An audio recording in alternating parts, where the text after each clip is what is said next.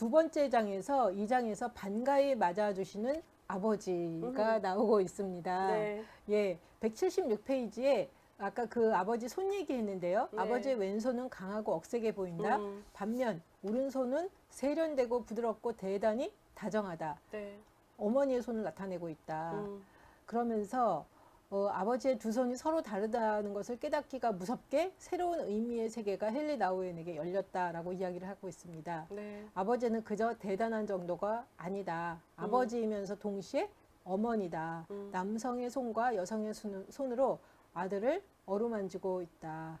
한 손으로 아들의 연약한 부분을 감싸고 다른 한 손으로는 삶을 헤쳐나가려는 이들에게 힘과 소망을 북돋워 주고 있다고 보면 지나친 해석일까 이렇게 이야기를 하고 있더라고요. 네네. 그래서 안아주면서 너가 또한 이렇게 잘 헤쳐나가라. 예.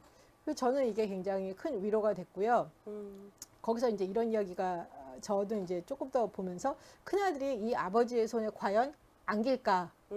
예, 그거를 좀 이렇게 써봤는데요. 네. 사랑받지 못한 자라는 자괴감. 동생을 받아주는 아버지를 보면서 자신 안에 있던 사랑받고 싶어하는 자의 마음이 올라온 것은 아닌지, 또 아버지 편에서는 아버지가 아들을 사랑해서 붙들고 있었던 것도 있다. 하지만 큰아들이 집을 떠나지 않고 집을 지키고 있었던 것도 사실 아버지를 사랑해서이다. 아버지의 사랑을 받고 싶었던 것이다. 그런데 큰아들은 아버지 집에서 아버지 사랑을 느끼고 있지 못하고 있다. 왜 그럴까? 아버지와 함께 있지만 느끼는 외로움은 무엇인가? 그래서 제가 써놓은 거는 내 방식대로 사랑받지 못해서라고 네. 써놨어요. 네네. 내 방식대로. 내가 네. 원하는 방식대로. 예. 그죠. 그래서 선생님이 그 이야기를 했을 때, 뭐 내 방식대로 사랑해주지 않아서 그런 거 아니냐. 근데 처음에는 그게 뭐 내 방식대로, 근데 딱 그 말이 맞는 것 같아요. 내가 원하는 대로 해달라. 그쵸. 네, 내가 원하는 대로 해달라. 이게 되게 강했는데 사실 보면은 조금 더 시간이 지나니까 그건 별로 중요하지 않다라는 생각이 드는 거예요. 처음에는 무조건 내 방식대로 사랑해달라. 네. 근데 아버지의 사랑이 이렇게 들어오고 아버지가 이렇게 정말 품어줬을 때 사실은 뭐 내 방식은 별로 중요한 게 아니다라는 생각이 들더라고요. 네. 예.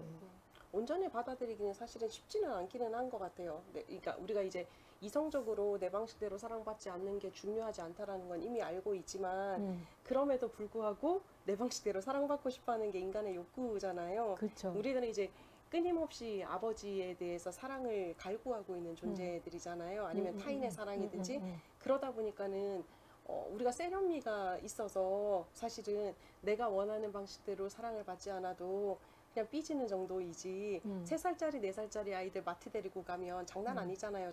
그 장난감 파는 곳 앞에서 들어 누워 계시는 분들 많으시거든요. 우리 마음이 진짜 그렇진 않을까? 라는 생각을 한번 해보게 됐어요, 사실은. 근데 이거 보면서 제가 또 하나 드는 생각은 제가 제 자신을 돌보는 게 필요하는데 네. 저는 제 자신을 돌보는 거에는 굉장히 소홀했던 것 같아요.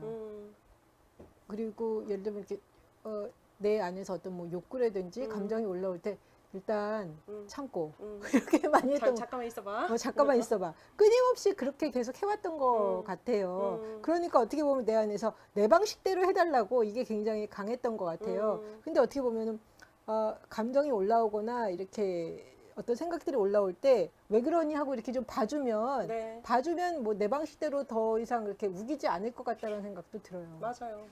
이게 사실은 그 내 방식대로이지만 그 근원에는 그 부분이 있는 거예요.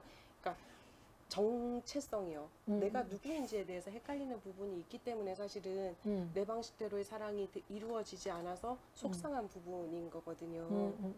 그러니까 나를 봐주지 않는다는 거지. 그렇죠. 내가 아들인 거 알면 사실은 사실 뭐 신의 아버지도 좋은 것으로 줄 아는데 그게 안 주어진다고 해서 섭섭할 게 아니거든요. 내가 아들임을 알고만 있으면. 그래서 이제 작은 아들은 그 단검을 가지고 있었잖아요. 그래서 돌아왔죠. 근데 큰 아들은 같이 살고 있었지만 그거 자체에 대해서 희미해진 거죠. 자신의 정체성에 대해서. 그러니까 내가 사랑받는 큰아들이다라는 것 자체에 대해서 희미해져 버린 거죠. 그러다 보니까 이제 섭섭함이 남아 있는 거고. 왜냐면 이제 큰아들도 저 작은 아들이 받는 저 방식을 원하는지 원하지 않은지는 잘 모르죠. 근데 어쨌든 저런 식의 이제 잔치를 자기를 위해서도 베풀어 줬으면 좋겠다라는 욕구가 있기는 했었잖아요. 근데 그게 안 이루어지니까 섭섭했던 부분인 거고요. 그죠? 그러니까 그런 부분이 되게 중요하다라는 생각을 하는 거예요. 아버지 사랑을 받아들이고 우리가 아버지를 이제 온전하게 만날 수 있는 방법은 그분이 나를 붙잡고 있다라는 것을 보는 것도 되게 중요하지만 그 근원적으로 내가 누구인가 라는 거 바라보는 것, 나는 어떤 사람인가, 어떤 존재인가에 대한 인지가 진짜 필요한 게 아닌가라는 난 생각을 어떤 해봐요. 사람인가? 그렇죠. 어떤 사람인가. 그게 답이 뭔데요? 나는 난 거예요. 우리 저번에 얘기한 것처럼 IMI, 하나님께서 말씀하셨던 것처럼 IMI, 나는 난 거죠. 그러니까 박미라는 박미라인 거예요. 근데 어떤 박미라냐? 하나님한테 사랑받는 자. 뭐 어떤 걸 해서가 아니라 그냥 존재 자체로. 그 자체에 대한 확신이 있으면 덜 섭섭하겠죠. 왜냐하면 이제 그분이 내 아버지이시기 때문에. 뭐 우리가 흔히 말하듯이 10손가락 깨물어서 안 아픈 손가락이 있냐? 근데 뭐 더 아픈 손가락이 있다라고 얘기는 하지만 그거하고 상관없이. 그래서 제가 보기에 부모님들 입장에서 더 아픈 손가락이 있는 것 같아. 사람이니까. 그래서 우리가 사실은 하나님의 이 넓은 사랑에 대해서 그 온전하게 받아들이지 못하는 부분인 거예요. 왜냐하면 우린 육신을 가진 존재이고 우리 마음이 있는 존재이잖아요. 그러니까 뭐 당연히 부모님들 중에서 더 아픈 손가락이 없겠어요. 있겠죠. 더 눈이 가는 애가 있을 거고. 뭐 당연한 거죠. 그러다 보니까 우리는 그런 사랑을 받고 자라다 보니까 우리 자체에 대해서도 그냥 온전하게 사랑한다라는 말 자체가 받아들이기가 쉽지 않다라는 거죠.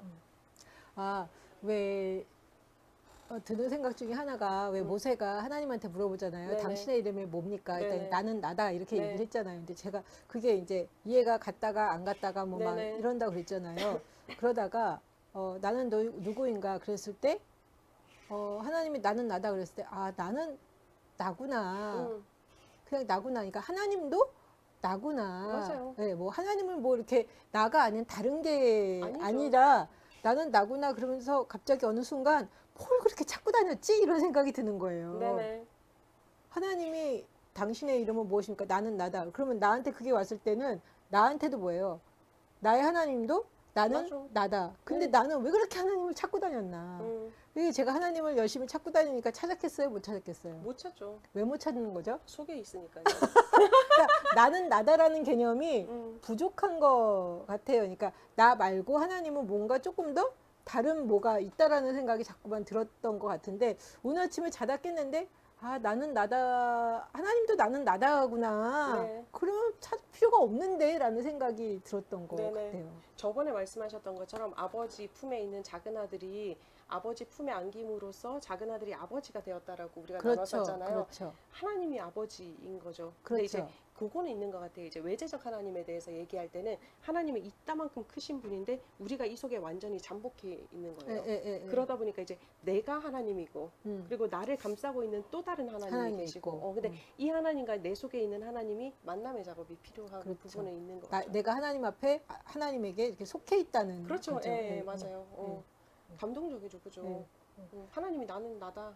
우리도 나는 나다. 나는 나다. 예. 근데 왜 그렇게 찾아다녔을까? 찾아야 된다고 자꾸 책에서 얘기하잖아요. 그러니까. 어. 나도 찾아야 된다고 자꾸만 얘기를 하잖아요. 네, 맞아요. 근데 내가 나를 막 찾으러 다녀봐도 나도 못 찾겠고 사실은 네. 나도 바깥에서 찾을 수 있는 건 아니고 사실은 나의 내면을 보면서 네. 나의 감정이라든지 생각들을 돌아보면서 좀 이렇게 좀 봐주는 것들이 필요하다. 그것이 결국 보면 나를 찾는 작업이고 하나님을 찾는 작업이다라는 생각이 맞아요. 드네요. 근데 나 자신을 바라볼 때도 사실은 나 자신도 찾아야 되거든요. 그래서 찾으라고 얘기하는 것 같아요.